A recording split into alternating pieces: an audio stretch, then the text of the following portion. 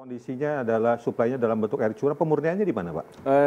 Ada yang di Bekasi dan ada yang di daerah dari Tangerang, ya dari daerah Banten Tangerang gitu, disampai ke kita nanti sudah siap untuk dipakai air.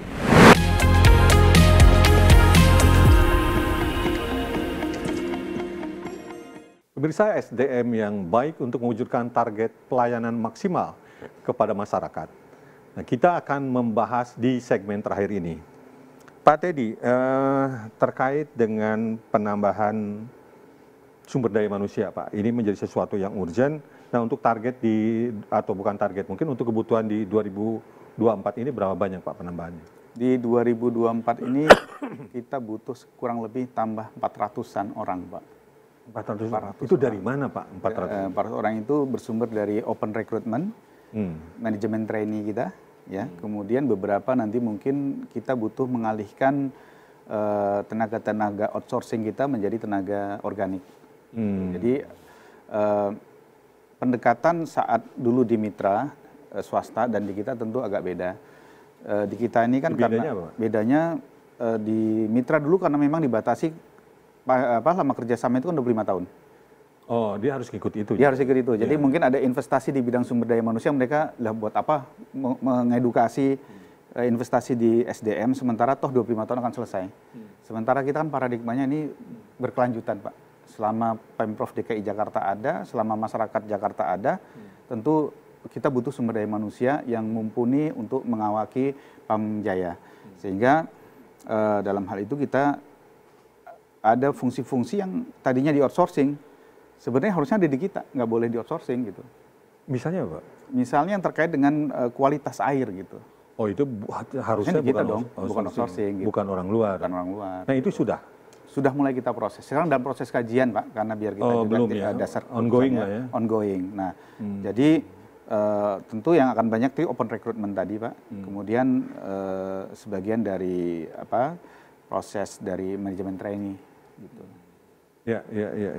Oke, Pak, dari sekian tentunya ada target prioritas dan sebagainya. Divisi mana, Pak, yang pelayanan, Pak? Pelayanan. Kenapa? Karena kita tadi punya target harus mencapai 1 juta pelanggan di tahun 2030 dan tahun ini juga kita sudah dapat beban hampir 70.000 sambungan setahun, Pak. Jadi kita butuh 70.000 sambungan. Nah, sampai bulan Maret ini sudah jalan? Sudah jalan, Pak. Tentu kita sifatnya seperti kurva S ya. Jadi kalau dalam proyek itu kita sekarang persiapan izin-izin penyambungan, termasuk penyiapan sumber daya manusianya itu dulu, Pak, sebagai tenaga marketingnya. Tadi kalau ditanya, loh kenapa baru nyiapin? Ya kan kita baru operasinya baru setahun juga. Ini yang tadi berlayar sambil membangun perahu. Ini unik ya. Iya. Jadi karena kebutuhan nggak bisa ditunda. Nggak bisa ditunda. Ya. Permintaan masyarakat nggak bisa ditunda. Betul, apalagi warga-warga yang krisis air bersih ya. Betul. Saya terus terang terharu tuh, Pak, dengar warga mana tuh yang dikunjungi Pak di daerah hutan kota ya, Pak ya. PJ Gubernur yang mengatakan, Pak, sejak merdeka baru kali ini. Baru kali ini. Itu daerah mana, Pak? Daerah layanan hutan kota, Pak.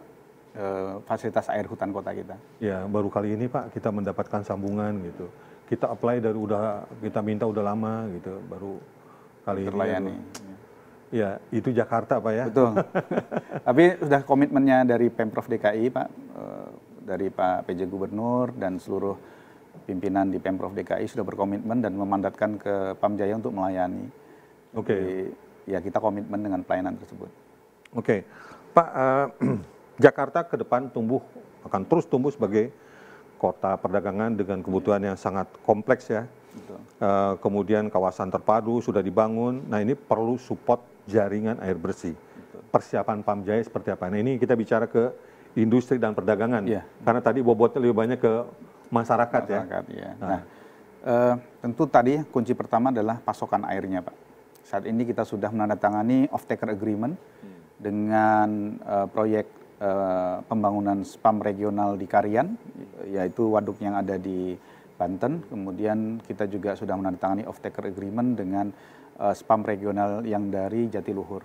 Berarti Karian pipa baru, Pak ya, ke sini? Pipa baru, kemudian suplainya kondisi air curah atau air curah? Air curah, sudah menjadi air siap dipakai gitu. Kemudian dari Jatiluhur pun sama, nanti akan masuk ke Jakarta dalam bentuk air curah.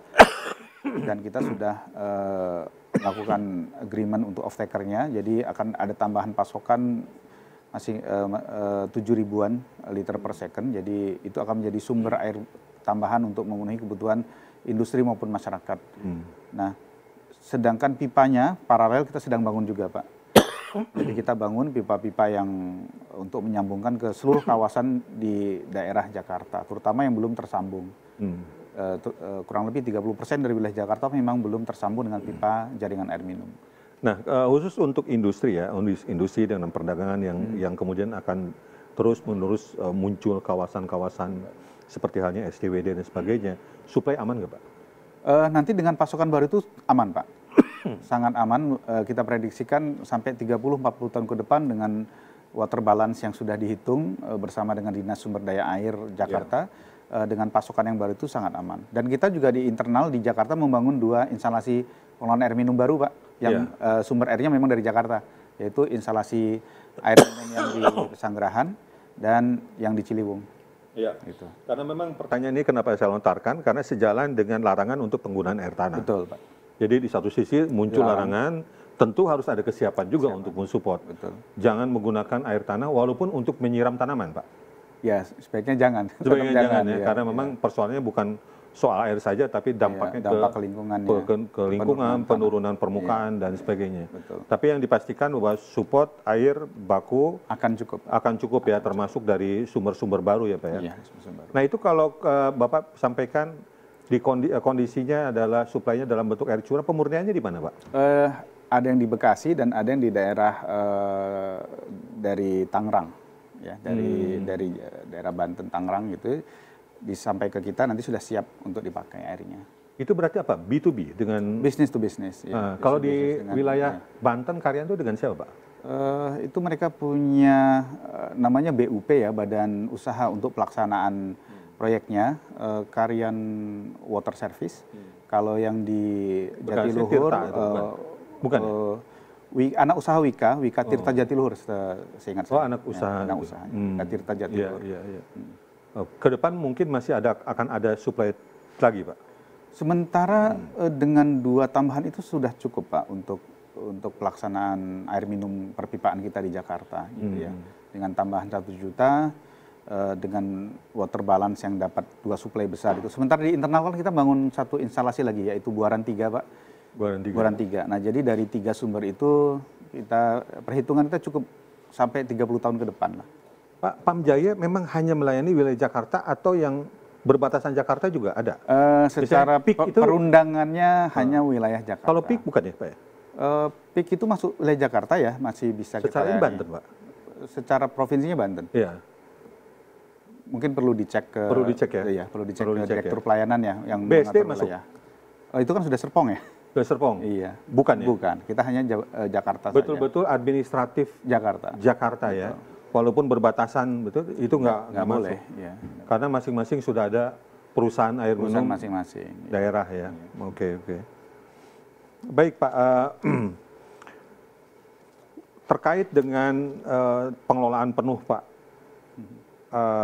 apa yang kemudian menjadi pembeda, Pak, untuk dari aspek pelayanan ketika dikelola swasta dengan pemerintah, Pak? Selain tadi menjanjikan suplai, kemudian lebih ini. Nah, dari aspek pelayanan ke masyarakatnya akan menjadi seperti apa, Pak? Ya, kita harap sih meningkat lebih baik ya. Tentu kita juga mengadopsi praktik-praktik yang baik selama dipegang mitra swasta kita. Betul. Yang baik tentu kita tingkatkan, kita adopsi dan kita tingkatkan. Kecepatan, layanan, komunikasi yang lebih terbuka, termasuk perhitungan-perhitungan tarif yang lebih terbuka, itu tentu harus kita jaga praktik yang baik itu. Yang lebih cepat mungkin adalah soal kesetaraan tadi, Pak. Mungkin kalau selama dipegang mitra swasta ada perhitungan return on investment ketika menyambung ke daerah sana, dihitung dulu return on investment-nya masuk apa tidak, baru nanti diputuskan untuk disambung. Kalau di saat ini dikelola langsung oleh Pamjaya, yang mana ini menjadi kepemilikan 100% oleh Pemprov DKI, tentu adalah target pembangunan yang kita menjadi panglimanya. Kalau sana harus kita sambung, ya kita harus sambung. Ya, tidak melulu soal return on investment-nya gitu ya. Ekonomis, ya. Pak Teddy, tidak terasa Pak, sudah 1 jam kita berbincang, udah banyak hal. Sebetulnya masih ingin kita tanyakan mungkin lain kesempatan. Siap. Saya akan mengundang Pamjaya, akan mengundang Pak Teddy. Mohon berkenan untuk hadir, Pak. Siap, Pak. Sekali lagi terima kasih. Selamat untuk Pamjaya. Terima kasih kembali. Baik, pemirsa, dialog singkat ini kami harap bisa menambah wawasan kita tentang air perpipaan di Jakarta yang jauh lebih kompleks dibandingkan daerah lainnya. Publik wajib mensupport Pamjaya menjadi entitas bisnis yang makin profesional dan mampu mencapai target layanan 100%.